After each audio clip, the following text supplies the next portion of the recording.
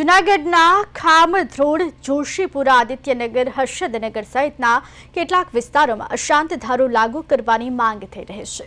3 વર્ષથી અશાંત ધારાની માંગ હતી, છતાં હજુ સુધી અશાંત ધારો લાગુ નથી કરાયો। ત્યારે આ મુદ્દે મામલો વધુ ઉગ્ર બન્યો છે। જો તંત્ર અંગે વહેલી તકે કોઈ નિર્ણય નહીં કરે તો લોકોએ આંદોલન કરવાની તૈયારી દર્શાવી છે। શહેરના કેટલાક વિસ્તારોમાં અન્ય ધર્મના લોકો રહેવા આવી રહ્યા હોવાથી લોકોને કેટલીક બાબતોથી પરેશાની થઈ રહી છે।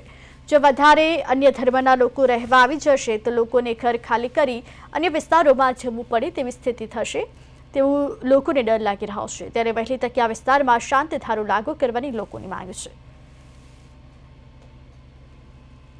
માનની પ્રાંત અધિકારીને પણ આ બાબતે મળ્યા હતા કે ભાઈ અશાંત ધારા બાબતે હવે ક્યારે અશાંત ધારો લાગુ કરશે, કારણ કે વિસ્તારના લોકોમાં દિવસે દિવસે સમસ્યાઓ વધતી જાય છે।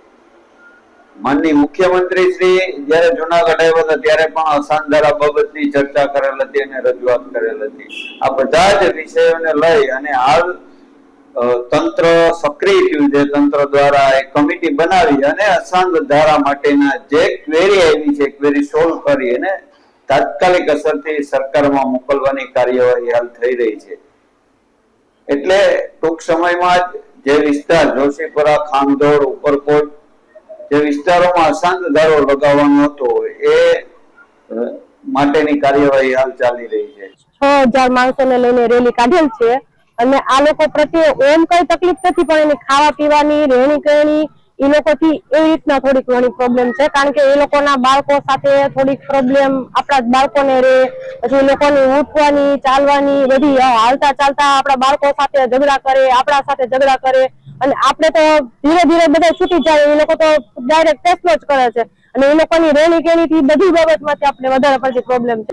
મુશ્કેલી એમની ખાણી પીણી, રહેણી કહેણી અને ઘણા પ્રશ્નો એવા છે કે જે અમારી જાહેરમાં તો કહી શકાય એવું નથી। બેનો દીકરીઓને આ વિસ્તારમાં રહેવા માટે થોડું ઘણું પ્રોબ્લેમ વાળું છે, નીકળી ન શકે અને આ એરિયામાં રહેવા માટે જો અમારે રહેવું હોય તો અશાંત ધારો મુખ્યમંત્રી લાગુ પડે એવી અમારી માંગ। આ બાબતે જે ટીમ હોય છે એમાં પોલીસ વિભાગ તરફથી કાયદોની વ્યવસ્થા બાબતે અને મહેસૂલ વિભાગના જે રેવન્યુ બાબતે એના જે અભિપ્રાયો હોય છે આપવામાં આવતા હોય છે। આ બાબતે જે સર્વે હોય એ કરવામાં આવે છે અને આ સર્વે કર્યા પછી જો એમાં યોગ્ય અભિપ્રાય થતો હોય એ પ્રમાણેની દરખાસ્તો માનનીય કલેક્ટર સાહેબને મોકલવામાં આવતી હોય છે।